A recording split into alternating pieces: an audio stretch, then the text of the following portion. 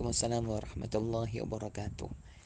Baik, jadi agama ni sebenarnya tidaklah semudah yang ditulis di atas ni. Semudah itu Allah Subhanahu Wa Taala nak menghapuskan hidayah dan sebagainya.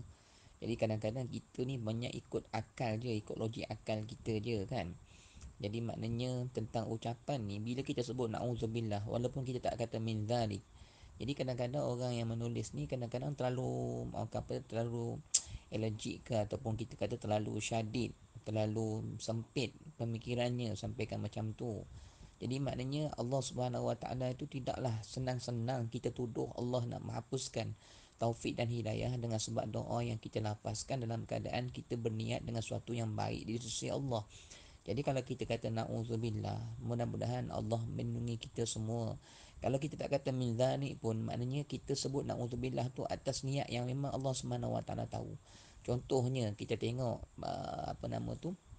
berlaku suatu perkara yang tidak baik, pencuri masuk rumah jiran dan sebagainya kan, kita dapat berita, kita sebut pada isteri na'udzubillah, mudah-mudahan kita selamat daripada perkara tersebut. Jadi maknanya kita sebut mudah-mudahan Allah melindungi kita. Dan kita sebut itu selepas mana kita mendengar suatu perkara yang tak baik, maka kita kata na'udzubillah. Jadi maknanya dengan doa tersebut sudah jelas, maknanya sudah jelas diperkatakan dengan niat di hati kita, kita memperkatakan tersebut dengan kita niat supaya Allah melindungi kita daripada perkara tersebut. Jadi kalau kata min dhalik ni untuk lebih terperinci sebenarnya. Jadi maknanya min dhalik ni daripada bahasa Arab, maksudnya daripada yang demikian. Jadi na'udzubillah, kami berlindung denganmu ya Allah daripada yang demikian. Na'udzubillah, kami berlindung denganmu ya Allah min daripada zalik, demikian. Zalik ni maknanya perkara yang kita dengar tu lah kan. Jadi adakah dengan sekadar kita mengucapkan na'udzubillah sehingga perkataan itu akan menjadikan Allah menghilangkan hidayah kita? Jadi ini suatu tuduhan yang tidak kena kepada Allah Subhanahu Wa Taala. Jadi jangan tulisan kita ni sampai kita ni orang kata memahami agama dengan akal kita sendiri. Bahkan kalau kita dalam keadaan kita sedar tak sedar, kita ni macam seolah-olah menuduh Allah Subhanahu Wa Taala dengan suatu perkara yang tidak layak bagi Tuhan. Jadi Allah Subhanahu Wa Taala Maha Alim, Maha mengetahui. Takkanlah Allah Subhanahu Wa Taala, maksudnya kita katakan ialah Allah Subhanahu Wa Taala tidak layak untuk kita katakan tidak mengetahui, tidak cerdik, tidak pandai, sehingga dengan ucapan na'udzubillah itu mudah sangat Allah nak ambil hidayah daripada hati kita. Sedangkan ucapan itu Allah Subhanahu Wa Taala Maha mengetahuinya.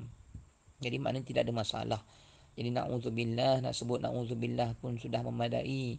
Ataupun kita kata na'udzubillahi min dzalik pun boleh juga, tidak ada masalah.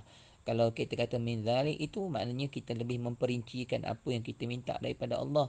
Dan kalau kita kata na'udzubillah sahaja pun kita minta berlindung dengan Allah Subhanahu Wa Taala dengan niat di hati kita, kita menyebutkan perkataan itu kerana peristiwa yang kita lalui. Wallahu Subhanahu Wa Taala alam. Jadi agama ni bukanlah bermudah-mudah dengan akal kita, dengan logik kita dan sebagainya, sehingga kadang-kadang perkara itu boleh bersangka buruk dengan Allah, perkara-perkara yang tidak layak bagi Allah Subhanahu Wa Taala dengan kefahaman-kefahaman kita. Sebab tu kadang-kadang talbis iblis dipanggil.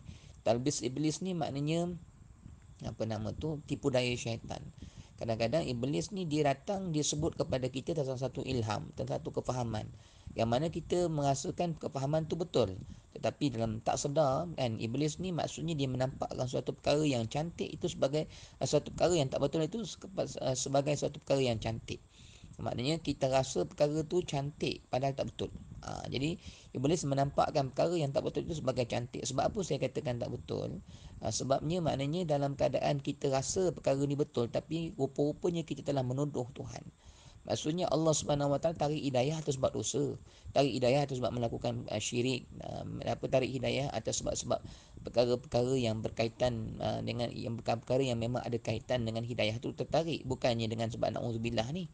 Jadi kadang-kadang perkara ini kita terasa macam kita jaga agama, tapi dalam keadaan kita tak sedar, kita sudah meletakkan Allah Subhanahu Wa Taala dalam keadaan yang macam tidak cerdik ke Allah, ataupun kita katakan tidak tahu ke Allah tentang niat para-para hamba-Nya dan sebagainya. Jadi itu kadang-kadang sudah orang kata melampau dalam agama Allah Subhanahu Wa Taala alam. Jadi tidak ada masalah untuk kita lapaskan. Agama ini adalah milik Allah Subhanahu Wa Taala, dan Allah Subhanahu Wa Taala tidak pernah menyusah-nyusahkan hamba-Nya sehingga begitu detail dan sebagainya. Kalaulah agama ini dengan begitu susah, maka tidak ada datang doa Rabbana atina fid dunya hasanah. Ya Allah, berikanlah kami kebahagiaan, ataupun datangkanlah kepada kami hidup kat dunia ni dengan segala kebaikan. Mana kita minta tu dengan mudah, Allah minta kita berdoa dengan perkara tersebut. Yang memang perkara tu dalam Al-Quran pun ayat tu.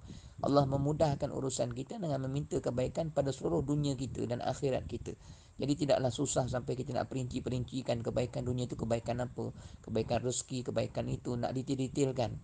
Jadi cukup kita kata minta Allah bahagia kita dekat dunia dan akhirat. Tidaklah kita sebutkan detail-detail dalam syurga tu nak apa, nak apa, nak apa. Jadi agama ni tidaklah agama ni milik Allah, dan Allah tidaklah menyusah-nyusahkan hamba-Nya sehingga nak detail-detail satu persatu. Kalau tak detail macam tu, maka Allah Subhanahu Wa Taala tidak akan menerima dan sebagainya. Tidak gitu. Allah Subhanahu Wa Taala alam. Wassalamualaikum warahmatullahi wabarakatuh.